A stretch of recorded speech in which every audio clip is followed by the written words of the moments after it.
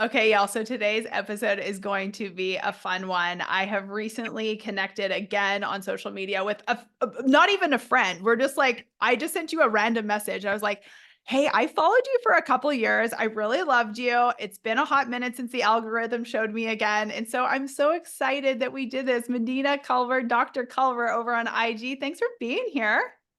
Thank you so much for having me. I'm so excited to be here. So excited to be reconnected. And we'll just be friends after this. Oh my gosh, I love that. Yeah, I totally dug you a couple of years ago. And obviously, you've had a ton of life changes since then. You've recently Oh my gotten gosh. married, you've left Yes. your clinical medical profession, but tell everyone who you are and obviously, like, kind of what you do. You're definitely not the traditional Instagram, business girl. You're an Influencer. actual doctor. I am. I'm a real life doctor. I don't just play one on Instagram. I love it. So I'm Dr. Medina Culver. I am a DO physician, very proud, very love being a DO physician. I'm board certified in family medicine. And over the last several years, have just been an outpatient practice, really enjoyed it at the beginning. And I'm now transitioning into entrepreneurship and really, taking that leap and that next step, I guess you could say, in my career in transitioning what my career looks like as a physician. Oh my gosh. Okay, you guys, I think one of the reasons why I was trying to think back of like how I found Medina's Instagram in the beginning, and this was like literally like 2 or 3 years ago, I think when I first started following you. Yeah. Yeah, when I reached out. And I think one of the things that like really caught me because I was trying to go back and I think you maybe have deleted some posts or it's just been a long, long time ago since I like looked at your feed. But it was like you stood out to me as a woman who was doing something so completely different than what you were supposed to be doing. And it's so interesting when you filled out the form for this podcast, the number one thing that you wrote of like what you wanted to talk about or like what you really are basing your life on now is limiting beliefs. And I love that because I have as well been a person who is like, if you're supposed to do this, I'm going to do fucking this. Yes. Yes. No. Oh my God. I think and it's so true. It's like you think you're supposed to fit. Like, I think one of the biggest things I've always said is like, I'm 35 years old. I don't have children. If they happen, that's great. If they don't, that's great. And that's how I've approached my life. And I kind of tried to normalize picking your career in your early 30s. And that's what I did when I went to medical school. And I was really all about just because I didn't see anyone else talking about it. And I was like, congratulations to everyone that has the Instagram perfect life with their 2.5 kids and their white picket fence, and that's amazing and beautiful, and I love that for you, but that wasn't my path, and I didn't see anyone else talking about my path. So I was like, I can't be the only one out here picking my career, picking you know life, and I don't know, the life that I want. And I just started talking about it, and it was insane the amount of women that reached out and they were like, "Thank you for posting about that. Thank you for normalizing not having kids. Thank you for normalizing picking a career, or going through a divorce, or getting married for a second time, and just picking yourself at the end of the day, and also normalizing the highs and the lows, because sometimes we get so stuck in this Instagram highlight reel of life that we forget that there's actually really shitty days out there too, and it's okay to have those." Oh my gosh. Well, I feel like I do that every day. I don't have children as well. And I feel like I do that all the time. But if you go and check out Medina's Instagram, Dr. Culver, like you have shit tons of followers. Your posts are just like so simple. It's usually just like a photo and a quick little caption. But you have really taken off and really in my opinion, like I feel like you have a very genuine audience who loves everything that you post. And it's so different too, because you're a medical doctor. Like, how did you even start doing social media? I started doing social media back in the day when you just posted your like photo and you used the Instagram filters, right? What was it, like 10 years ago, 11 years ago? I don't even know, forever. I was in medical school and I was like, oh, this looks like a cool app. And I nothing really grew for me until residency. I started to speak out just about the good and the bad of residency. And then it grew a little bit. And then when Reels happened, I did this reel on why I didn't change my last name to my ex-husband's, which looking back, thank God. But like I did this reel that was like, my husband didn't go to medical school, I did. Like, so I'm not going to change my name to his name because I put in all the work. And it blew up. Like it blew up in the best way and had millions of like whatever views. And I was shocked.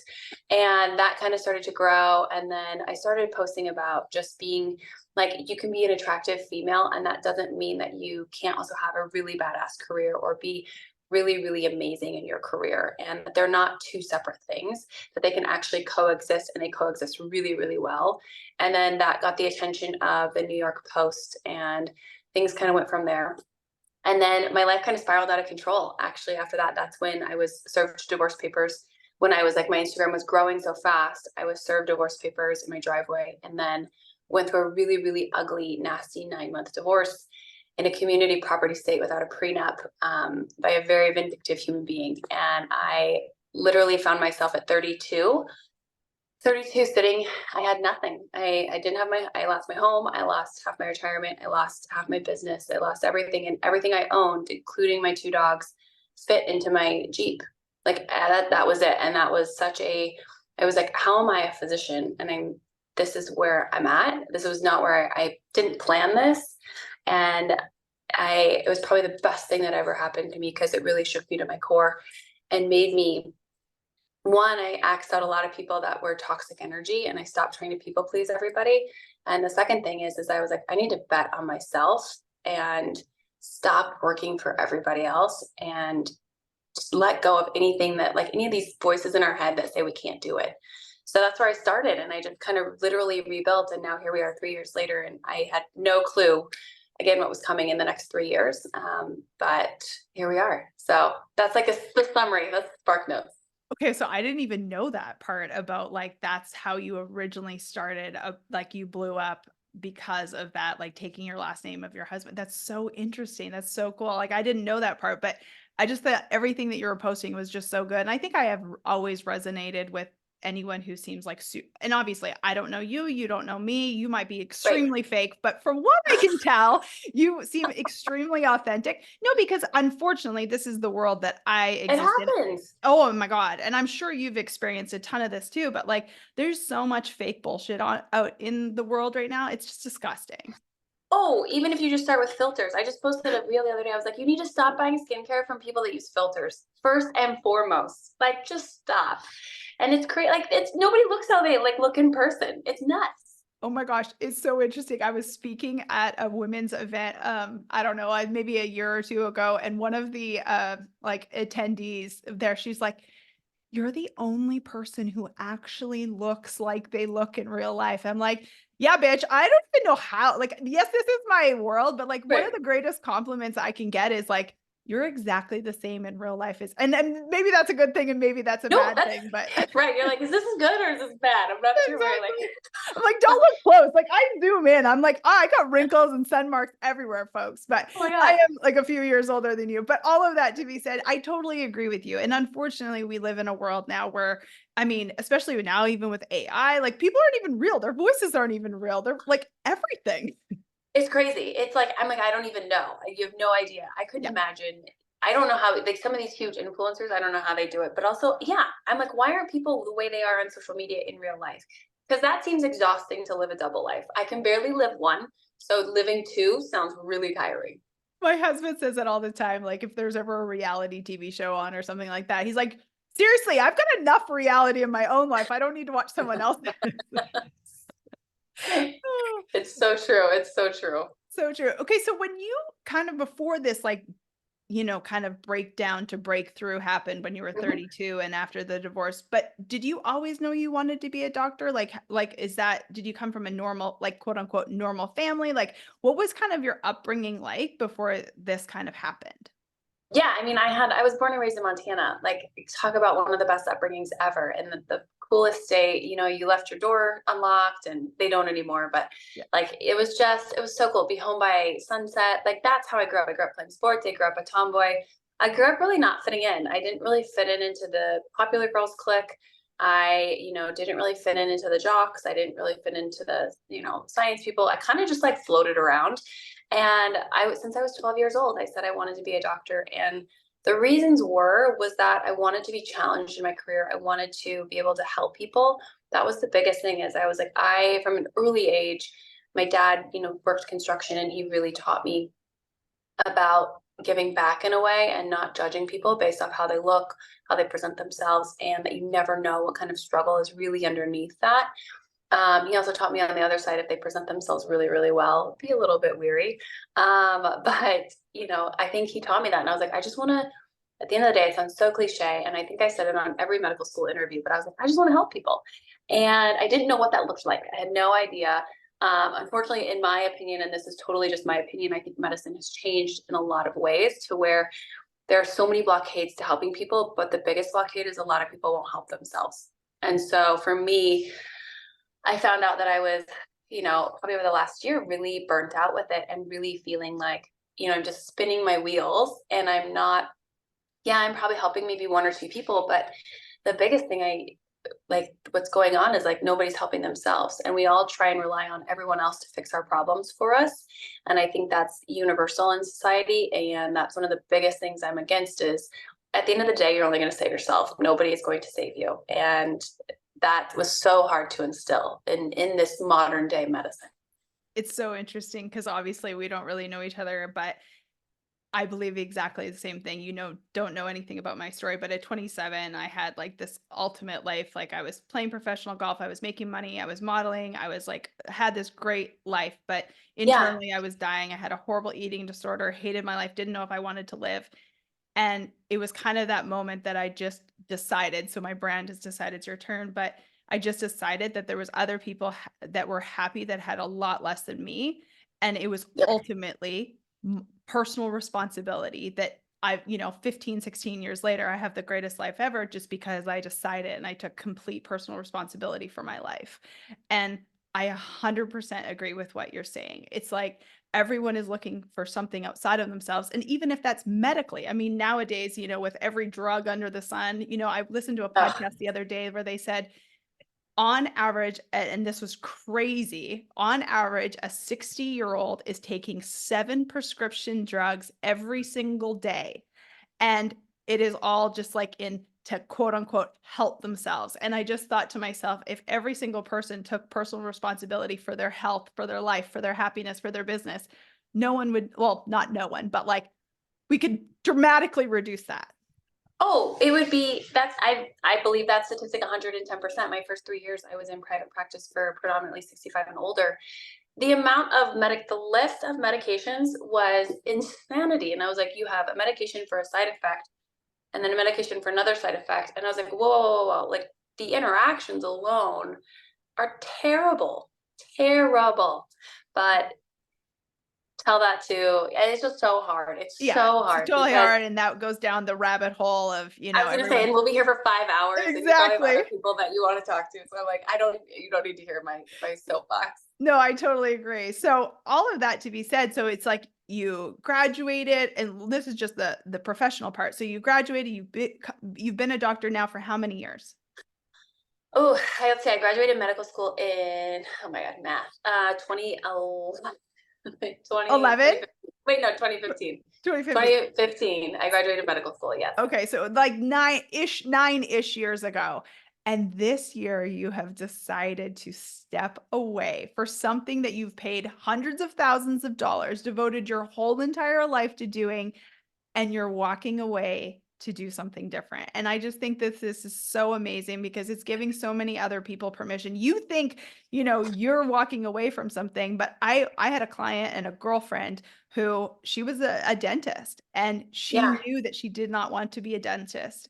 And she is finally, obviously she's had a lot of life changes have happened, but she's no longer doing dentistry. She's doing cosmetics now. She's doing like Botox and injectables and all of the things. But like I love the that. right? But the permission, like ever, like if you told anyone that you went to school, spent all this money and all this time to start a dental practice and walk away, and now you're going to do something completely different, everyone under the sun thinks that you're crazy. But in my personal opinion, I mean, life is so fucking short. And like, what are we Oof. doing? People are staying miserable because they're quote unquote supposed to be doing something.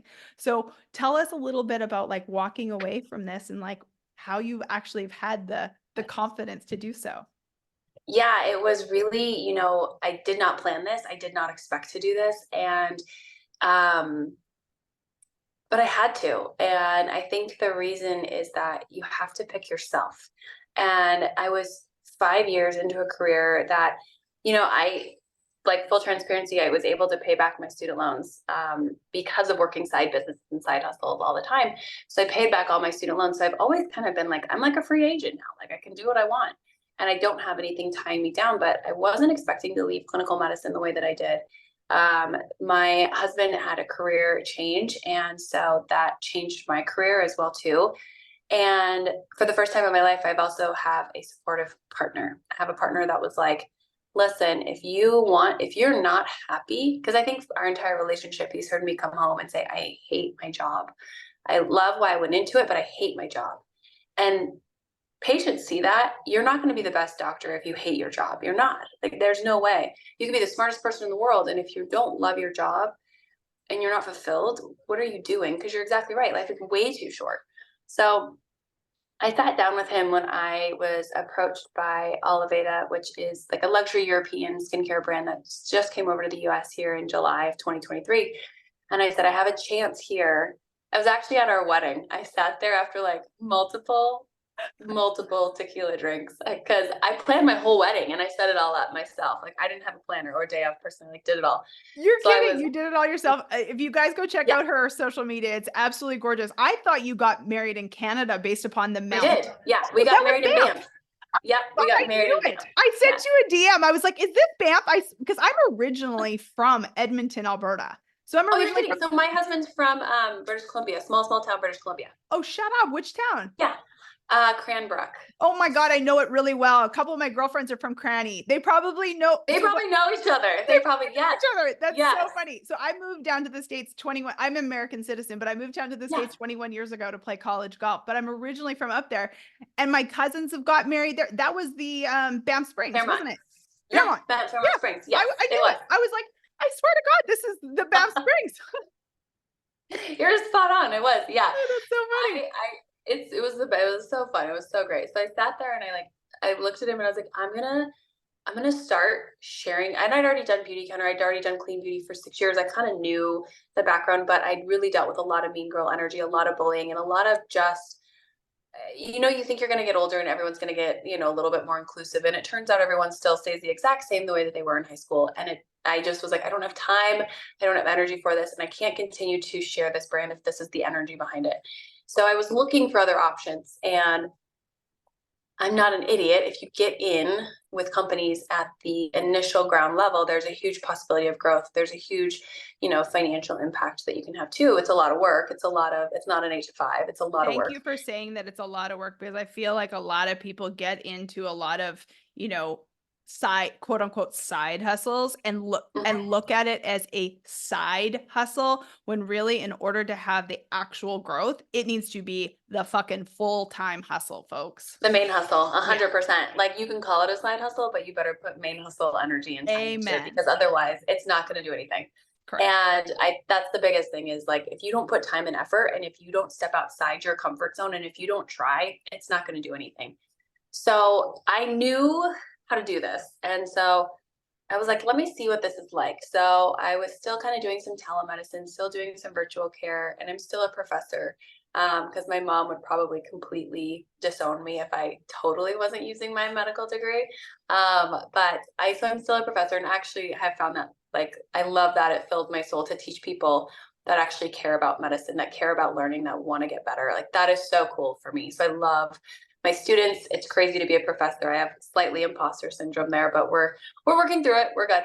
But yeah, so I started working with Oliveda here, gosh, in August, and really ramped things up in September and October. And then, like, it's just become unbelievable once I learned about it. And the business has gone from selling, $4,000 in July to 935,000 in November. So the growth is faster than any other company right now. So I finally just told my husband, when I looked at a couple months, I said, hey, if you give me 6 months, I can replace my full physician salary. So he said, okay. He said, do it. I believe in you. And he'd never really seen, I guess had never really seen this side of business. And so he's been shocked, because I've been able to travel, I've been able to spend time with him, I've been able to be home, I've been able to travel to, go teach, all while still making income from my phone and building a huge business now of over like 200 women. And it's really fun. So it was a big risk. It still is a risk every single day. But it's a risk I will always take because for the first time, I'm helping people in a different way. It's not a drug. It's how do you feel better in your natural skin? How do you feel better owning your own beauty and, you know, really allowing your own energy to shine through? Because so many times we get so stuck behind this, it has to be perfect. And I don't know, that's I love doing it. It really has been, it's so rewarding. So So a couple questions I have. The first one yeah. is, how did you get into you mentioned beauty counter in the beginning. Mhm. So most people would think you're a physician. Why in the world do you have a side hustle as well? So how did that start? Oh my God, it's like you read my mind because I'm about to make a reel on that because everyone's like, why do you have a side hustle? And Yeah, you know no, what? I I was love because I think it's true. I think most people would think that like you're a doctor. Why and in the most people world? never approach a physician for a side hustle. They would Never. never approach, never. And I actually was approached during residency. So I started with Beauty Counter when I was in residency. You're making like $8 an hour. So you have no money. And so I was approached then. So that's when I started. Really, I did it because I was like, I need to earn, an extra $1,000 a month. That would be huge for me, and then I saw it scale up. And really, what I did, because I knew at that time I was almost $500,000 in student debt from medical school alone, just medical school. And so I said, okay, this is not going to work out well for me if I don't really get caught up on these loans. So I lived off for my first 3 years, I lived off my beauty counter income. So I still lived, very conservatively. And I put all of my physician salary to my student loans. And so I think I got it paid off in 3.5 years. That's incredible. Good for you. That's so cool. Yeah. One of the things that I really kind of talk about, obviously, everything that I do is mindset and strategy on Yeah. business and life. But how did you have the willingness to bet on yourself in the beginning? Because I think that that's confidence is something that a lot of people struggle with, obviously. Like, that's why I brand myself that. But how did you really like, where did that muscle come from in the beginning of betting on yourself and being willing to do something that most people aren't willing to do? It's, for a long time, I had no confidence. I had none. And probably wasn't until 3 years ago I actually developed confidence. Same as you, I had a massive eating disorder. I was in a terrible narcissistic marriage and constant just like belittling. So that really for me, my escape was work. And so if I worked harder, if I worked more, I escaped everything else that was spiraling in my life. I mean, I was probably 20 pounds thinner. My hair was falling out when I would brush it. And I was like, oh, I'm getting skinnier. Like it was such a horrible cycle of self abuse that I'd done for years. And it was being perpetuated because I didn't know how to actually love myself. I didn't know how to give myself the love I needed. And I was searching for acceptance, love, and just, confidence in someone else because I didn't know how to give it to myself. So fast forward then 3 years and getting served divorce papers, I had to start therapy because I said, one, at this point, I was having to pay spousal support, I was having to pay attorney bills, I was having to do all these things. So I said, I have to keep working as a physician. I need a salary. I need this salary just to survive and just to pay all these bills. And so I said, I can't have my own emotional turmoil disrupt my career. And so I started therapy and I started a life coach. And I Mm. really did a lot of inner child work and trying to understand. Because on the surface, it was like, okay, you're a pretty girl and you're a doctor. What do you have to, Amen. like, what's your problem? Like, you have no problem. Your parents have been married for 50 years. They're wonderful, supportive people. Like, what is your problem? You have nothing to worry about. I don't know, and so there is that backlash that comes with it.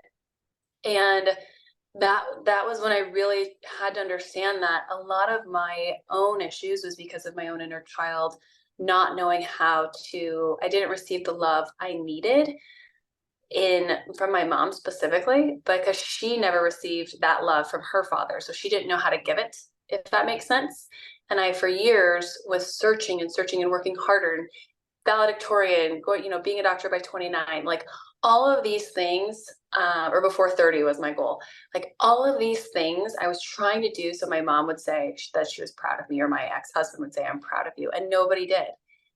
But I learned my mom was never even told she was loved by her father. So how can I expect her to show that to me when she doesn't know how to do it? Yeah. So I learned to show it to myself, and I had to like stand in front of the mirror and say things I loved about myself. And it's so uncomfortable and so like, you're like, oh my God, I hate doing this. But I had to really just start from the basics of learning to love myself, teaching how to love myself, and then learning emotional intelligence and learning what's actually requires my energy. Is this like a life or death? Do we need to have huge reactions, or are a lot of times people's huge reactions because there's poor emotional intelligence?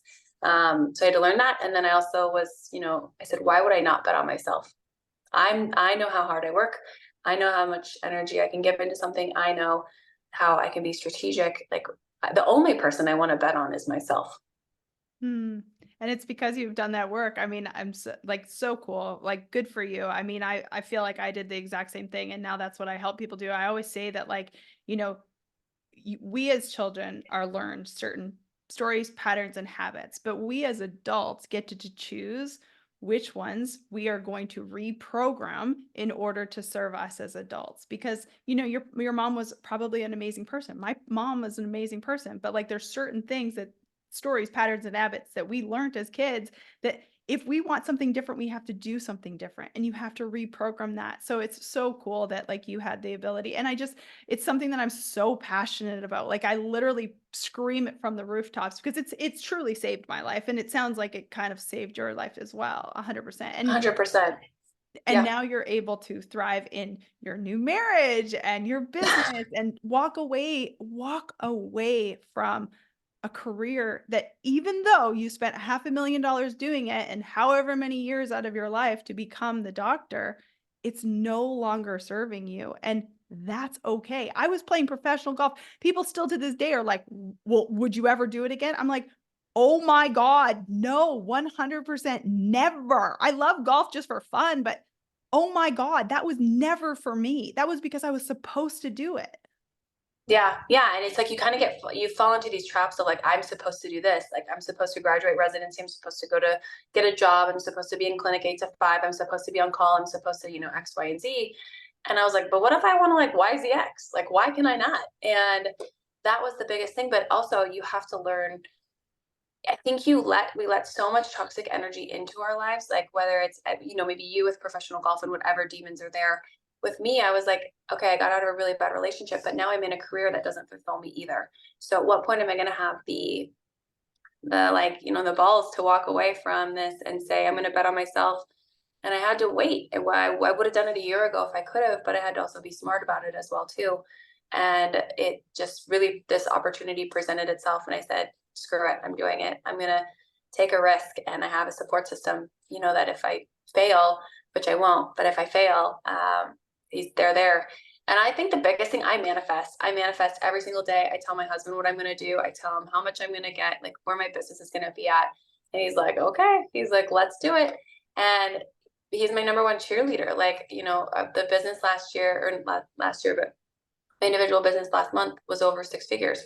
And he's like, that's amazing. Like, he was like, I'm floored.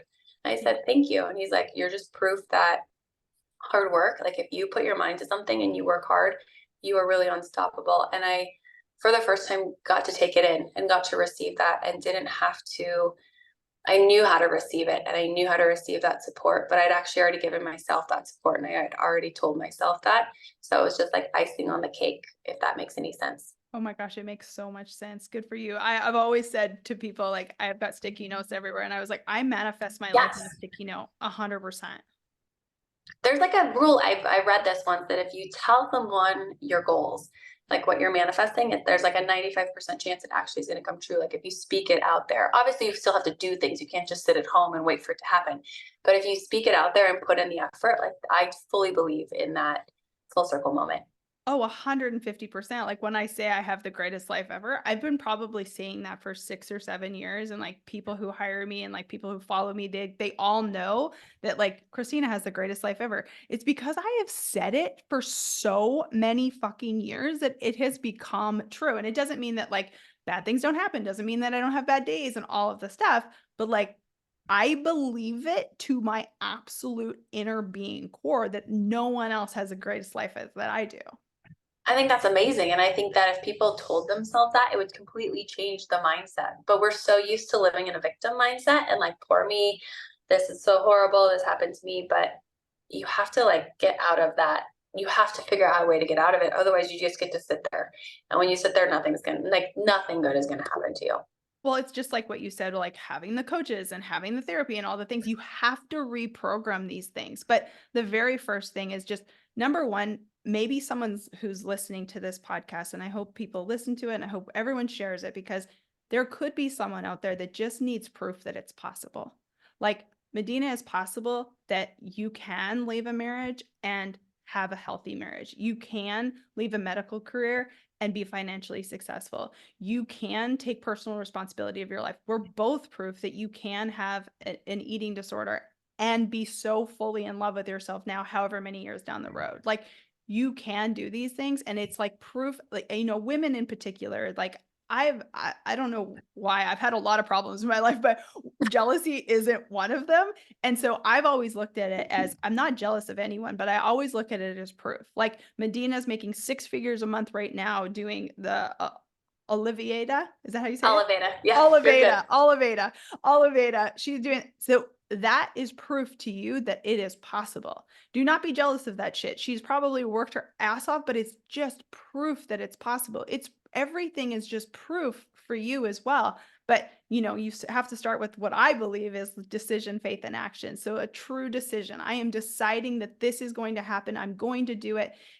Having the faith that everything is happening for you for some purpose and for some reason. I'm a person of I believe in God, but for me, it's just like faith outside of yourself, something that is working in your favor, and then a shit ton of action. Yeah. And I think I always tell people I'm no different than anyone else. And if you No. think I am, then you're already putting yourself like 3 steps behind. But the biggest thing is limiting beliefs. It's so much easier to believe the limiting beliefs that we tell ourselves than to actually believe what you just said. All of those good things, all like there is faith outside of what I'm doing and that good things are going to happen to me, and speak it into existence. But the biggest thing is believe it, believe you deserve it. And I think that's one of the things I always am saying. I'm like, you know, I'm ready to receive these things. I'm excited to receive these things. I've done the work too. And I'm open to receiving it. And I don't let any limiting beliefs stop me because that's all they're going to do. That's literally all they're going to do. Do you think one of the reasons why you have had such success in building your team is because you work a lot on these things? I'm assuming that this is what you teach your team. Yeah, we do Yeah. a lot. I see a lot of like empowerment quotes. They're like, okay, Medina, we get it. Like, relax.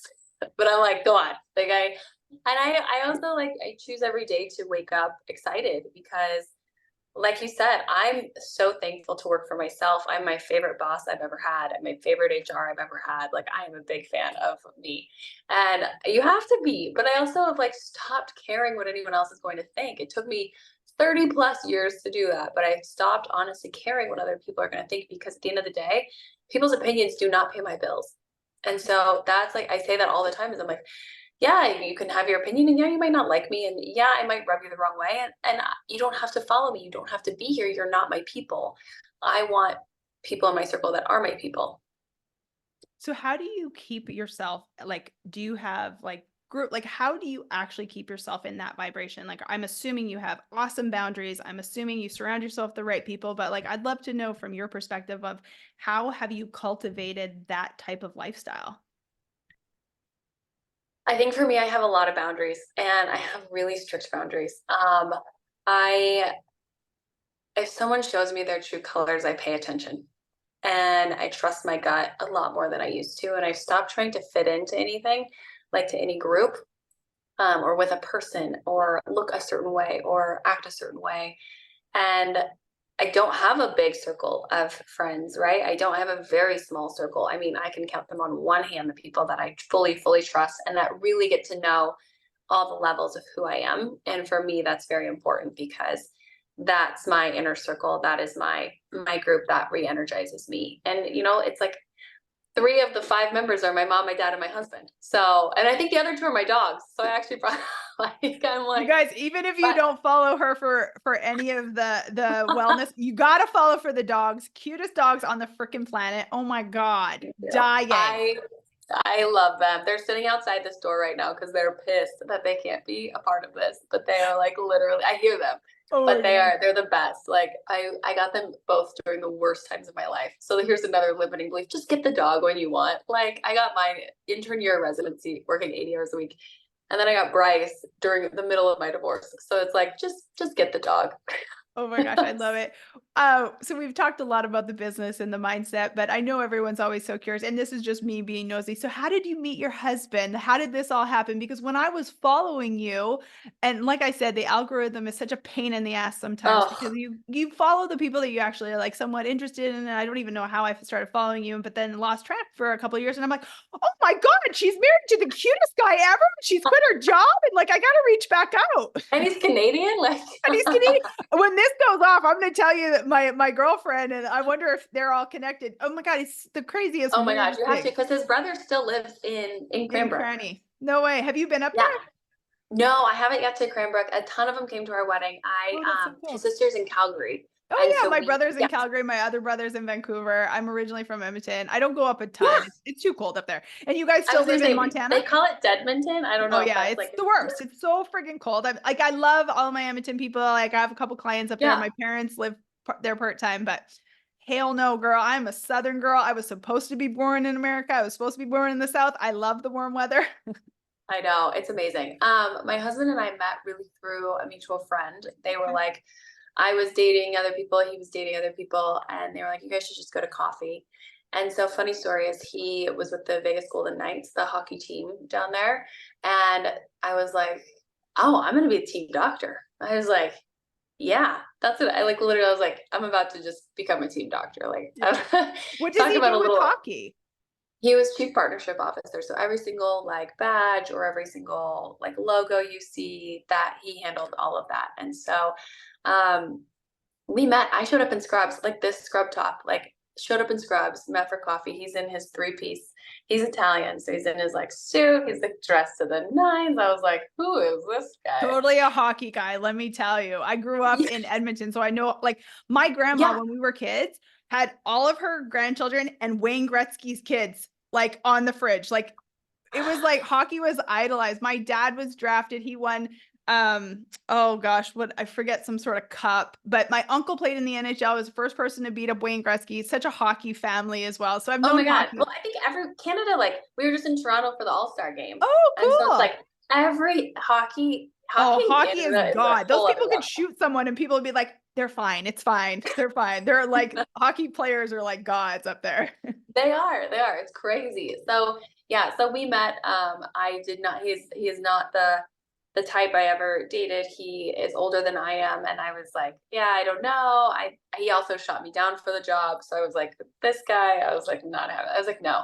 So we kind of lost touch, and then he would text me and ask me to dinner every now and then, and I was like, I don't know, like for full transparency, we're 17 years apart. And so Okay. I was like, I don't know, like this guy just wants probably to like, I don't know, have sex and then like give me some hockey tickets. I was like, I don't know. I'm like, I'm good. And so finally the third time he's like, listen, I'm not gonna ask you again if you want to go to dinner.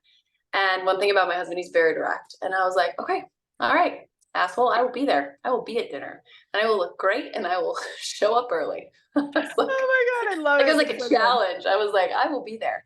And we had probably the best dinner I've ever had. It was 3 hours. It was really, it was like I sat down with my best friend. It was like sitting down with like, like a good friend. You just like sat there and I was like, here's my baggage. Here's what I've been through.